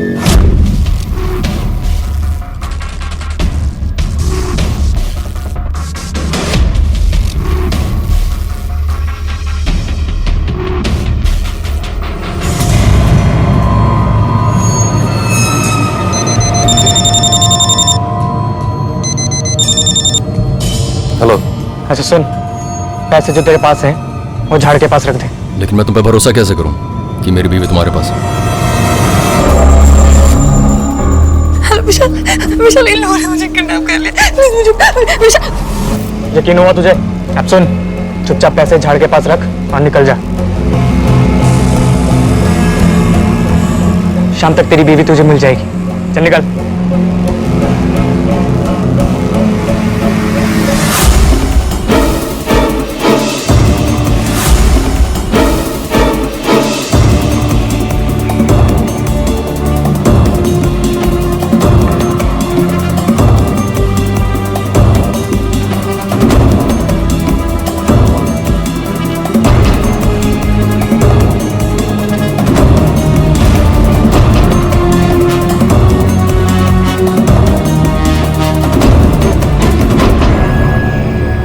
मेरा प्लान कामयाब हो चुका था सर। मैंने वो पैसे अपनी मॉम को दिए डैड की सर्जरी के लिए। जिस दिन मैंने डैड को जनरल रूम से प्राइवेट रूम में शिफ्ट करवाया ना सर, उस दिन मुझे लगा कि मेरी सारी प्रॉब्लम सॉर्ट आउट हो गई, लेकिन मैं गलत थी। असल में तो मैं अपनी जिंदगी के सबसे बड़ी प्रॉब्लम में फंस गई थी। न जाने कैसे सचिन और रोहन की मौत हो गई। मैं आपसे सच कह रही हूँ सर, मैंने उन दोनों को नहीं मारा। आप अभी भी झूठ बोल रही हैं। नहीं सर, मैं सच कह रही हूँ। जिस दिन रोहन और सचिन का मर्डर हुआ वो लोग आपस में नहीं झगड़े थे, बल्कि उनका झगड़ा आपसे हुआ था। जी सर, मैं मानती हूँ कि थोड़ी कहासुनी हुई थी, स्पेशली रोहन से। लास्ट 2 दिन से उस कास्टिंग डायरेक्टर से मिलाने के लिए गोली दे रही है मैम आप। चक्कर क्या है? चक्कर? रोहन, मैंने तुमसे कहा ना कि टाइम लगेगा। वो कास्टिंग डायरेक्टर इंडिया में नहीं है, अब्रॉड में। झूठ बोल रही है मैम आप। आपने यूज किया है ना दोनों को अपना मतलब निकलवाने के लिए। ऐसी बात नहीं है रोहन। मैम आपने मेरे को बेवकूफ बना के बिल्कुल भी अच्छा नहीं किया। अब आप देखना मैं क्या करता। रोहन, रोहन, रोहन! वो आखिरी बार था जब मैंने सचिन और रोहन को देखा था। उसके बाद उनके साथ क्या हुआ मुझे कोई आइडिया नहीं है सर। आपकी इस प्लानिंग के बाद क्या आपके पति को पता था कि आप उनसे पैसे निकलवाने के लिए उनके साथ इस तरह का खेल खेल रही हैं? शिल्पा ने अपना जुर्म कबूल कर लिया था। उसने ये मान लिया था कि उसने रोहन और सचिन का इस्तेमाल करके अपनी फेक किडनैपिंग प्लान की थी, लेकिन उनके कत्ल से किसी भी तरह का संबंध होने से वो लगातार इनकार कर रही थी। पुलिस ने शिल्पा के बयान की जांच की और पाया कि वो सच बोल रही थी, पर इसी के साथ पुलिस की जांच एक डेड एंड पर पहुंच चुकी थी। अगर शिल्पा ने ये कत्ल नहीं किए थे तो फिर किसने किए थे? काफी सोच विचार के बाद जांच दल इस नतीजे पर पहुंचा कि इन हत्याओं का कोई ना कोई संबंध इस फेक किडनैपिंग से जरूर था। बहुत संभावना थी कि शिल्पा, सचिन और रोहन के अलावा कोई और भी था जिसे इस कारगुजारी की खबर लग चुकी थी और शायद इसी का बदला लेने के लिए उस शख्स ने ही इन हत्याओं को अंजाम दिया था। अगर पुलिस की यह थ्योरी सही थी तो सिर्फ एक इंसान था जो इस दायरे में फिट बैठता था, और वो था शिल्पा का पति विशाल। तुम्हें पता चल चुका था कि तुम्हारी बीवी ने तुम्हें बेवकूफ बनाया। बेवकूफ बनने की फ्रस्ट्रेशन, 10 लाख रुपए का नुकसान तुमसे बर्दाश्त नहीं हो रहा था। अपनी बीवी को तो तुम मार नहीं सकते थे, इसीलिए तुमने रोहन और सचिन का खून किया। नहीं सर ये सच नहीं है। मुझे सब कुछ पहले से पता लग गया था और मुझे बहुत गुस्सा भी आया था। तुम्हें इस प्लान के बारे में पता कैसे चला? बोलो। मेरे भाई विक्रम के थ्रू। विक्रम जो अभी तक हमें दर्शक लग रहा था, हो सकता है वो शिल्पा के किडनैपिंग प्लान के बारे में जानता हो। इस खेल का खिलाड़ी वही हो। यानी कि सचिन और रोहन का मर्डर, लेकिन उसके साथ तो इन दोनों का कोई डायरेक्ट कनेक्शन था भी नहीं। वो क्यों मारेगा इन दोनों को? राजन, मैंने अभी सिर्फ एक पॉसिबिलिटी की बात की। हो सकता है ऐसा ना भी हो, लेकिन हमें श्योर होना होगा। ये साइबर सेल को विक्रम का मोबाइल नंबर देकर मर्डर वाले दिन के उसके फोन की लास्ट लोकेशन पता करो। और हाँ, ये शिल्पा के कोचिंग एकेडमी जाकर खुद उसके सीसीटीवी फुटेज चेक करो। सर, इस विक्रम को इंटरोगेट करने के लिए कॉल करूं क्या? नहीं, क्योंकि अगर वो मुजरिम है तो वो फरार हो जाएगा। उसे मैं खुद लेकर आता हूं। बस पॉज करना। जूम करो।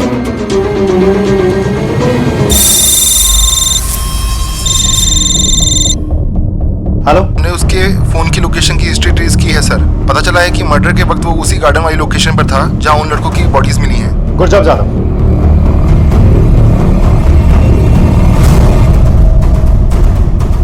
सर आप यहाँ? और मेरे भैया भाभी? थाने चलो, सब पता चल जाएगा। लेकिन किस लिए? पूछताछ करनी है। लेके चलो। लेकिन मैंने क्या किया सर? चलो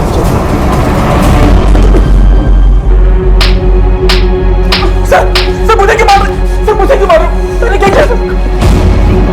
हमें सिर्फ तेरे से 2 सवालों के जवाब चाहिए। पहला सवाल, शिल्पा की फेक किडनैपिंग के प्लान के बारे में तुझे कैसे पता चला?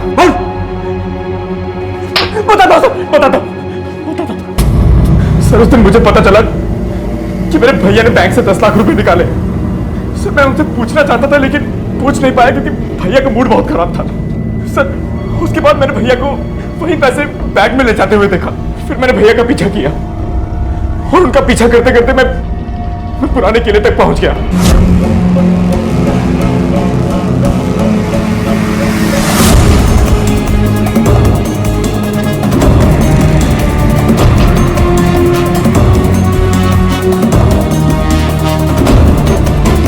सर उसके बाद मैंने घर जाके भैया को सब कुछ बता दिया। दूसरा और सबसे अहम सवाल, तूने सचिन और रोहन को क्यों मारा? सर ये क्या कह रहे हैं आप? सर मैंने किसी को नहीं मारा सर। गलत जवाब। जिस दिन रोहन और सचिन का मर्डर हुआ तू कहां पर था? सर मैं घर पे था सर। पूरा दिन? हाँ सर, मैं घर से बाहर निकला ही नहीं। एक भी सवाल का सही जवाब नहीं। सच झूठ।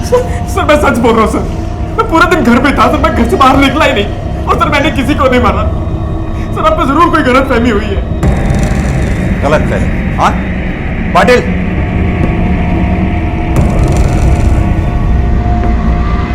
ये देख,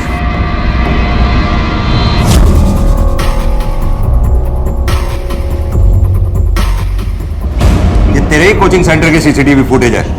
जिस दिन रोहन और सचिन का मर्डर हुआ तूने ये उनके साथ, तो फिर कौन है? हाँ सर याद आ गया सर। उस दिन मैं सिर्फ 5-10 मिनट के लिए भैया को मिलने गया था, लेकिन सर इससे ये कहां साबित होता है कि उन दोनों का मर्डर मैंने किया है? सबूत चाहिए? ये तेरे मोबाइल की लोकेशन रिपोर्ट तो साफ साफ बताती है जिस वक्त, जिस जगह, जिस दिन रोहन और सचिन का मर्डर हुआ उस वक्त, उस जगह, उस दिन तू भी वहां मौजूद। और कोई सबूत चाहिए तुझे? हाँ सर, मैंने ही मारा उन दोनों को।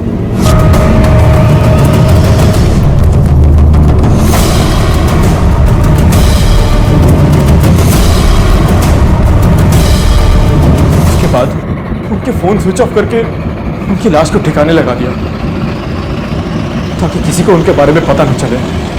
लेकिन अगर तूने उन दोनों को मारना ही था तो उसी दिन क्यों नहीं मारा जिस दिन तूने उन दोनों को किले पर देखा था? 3 दिन तक इंतजार क्यों किया? सर मैं उन्हें किडनैपिंग वाली बात पे मारना ही नहीं चाहता था। तो फिर किस बात के लिए मारा उनको? उस दिन कोचिंग सेंटर में मैंने उन दोनों को भाभी को धमकी देते हुए सुना। उनके वहां से निकलने पर मैंने उनका पीछा किया और उनको कट्टे पर बात करते हुए सुना। समझते क्या है शिल्पा अपने आप? उसने मुझे बेवकूफ बनाया ना। आप देख मैं कैसे उसकी बैंड बजाता हूँ। बड़ी कोचिंग सेंटर की ओनर बनी फिरती है ना वो। देख कैसे मैं उसकी और उसकी कोचिंग सेंटर को बैंड बजाता। और यार वापस तू जाने दे यार। तू ऑफिस के मैटर क्यों बढ़ा रहा है यार? मैटर तो बढ़ गया सचिन। देख मैं कैसे उसके पति को जाके बताता हूँ उसने हमको बेवकूफ बना के उसे 10 लाख रुपए निकलवाए। मैं सोशल मीडिया पे जाके सब कुछ पोस्ट कर दूंगा। मैं इसको बताऊंगा, सारी वीडियो बनाऊंगा, सब पेश करूंगा। अब देख अगर मैंने कोचिंग सेंटर में ताले ना लगा दिए ना तो मेरा नाम भी रोहन है। सर मैं उन्हें मारने के मकसद से उनके पीछे नहीं गया था। सोचा था कि उन्हें समझाकर मामला सेटल कर दूंगा, लेकिन जब उन दोनों की बातें सुनी तो मुझे गुस्सा आ गया। एक तो भाभी के साथ मिलकर उन दोनों ने इतना बड़ा धोखा किया, ऊपर से माफी मांगने की बजाय हमारे कोचिंग सेंटर को बदनाम करने की कोशिश कर रहे थे। उस कोचिंग सेंटर को सर जिससे हमारा घर चलता है, जो हमारे लिए सब कुछ है, मैंने उन्हें मारना शुरू किया। राजन सर इसकी चार्जशीट फाइल करो और इस केस की फाइल को क्लोज करो। Yes sir. और इस तरह पुलिस की तहकीकात अपने अंजाम तक पहुंची। रोहन और सचिन को इंसाफ मिला और विक्रम को उसके किए की सजा। उसे दोहरे कत्ल के इल्जाम में गिरफ्तार किया गया और मुकदमा अभी अदालत में चल रहा है। पर क्या इस पूरे मामले में दोष अकेले विक्रम का था? शायद नहीं, बल्कि इस मामले में हर वो इंसान दोषी था जो किसी भी तरह से इससे जुड़ा था। शिल्पा ने जो किया उसे कतई सही नहीं ठहराया जा सकता, लेकिन अगर विशाल ने अपना फर्ज और शिल्पा की भावनाओं का मान रखते हुए उसके पिता के इलाज के लिए पैसे दे दिए होते तो शायद शिल्पा को अपनी किडनैपिंग की झूठी साजिश रचने की जरूरत ही नहीं पड़ती। अगर रोहन ने लालच में आकर शिल्पा का और सचिन ने दोस्ती की वजह से रोहन का साथ देने का फैसला ना किया होता तो वो इस मामले में फंसते ही नहीं। और सबसे अंत में अगर विक्रम ने अपनी भावनाओं पर काबू रखते हुए रोहन और सचिन को समझाकर इस पूरे मामले को हल करने का प्रयास किया होता तो ना तो उन्हें अपनी जान से हाथ धोना पड़ता और ना ही खुद विक्रम की अपनी जिंदगी बर्बाद होती। याद रखें, हमारे जीवन की किसी भी बड़ी से बड़ी समस्या का हल भी जुर्म से नहीं निकाला जा सकता। Crime never page. इसी विचार के साथ अब मैं अनूप सोनी आपसे विदा लेता हूं। फिर मुलाकात होगी अगले एपिसोड में एक और चौंका देने वाले केस के साथ। तब तक अपना और अपने परिवार का ख्याल रखें और देखते रहें क्राइम पेट्रोल डायल 100। सबक एक को सीख हम सबको। जय हिंद। इस तरह के और भी एपिसोड देखने के लिए हमारे चैनल को सब्सक्राइब करें और बेल आइकन दबाना ना भूलें।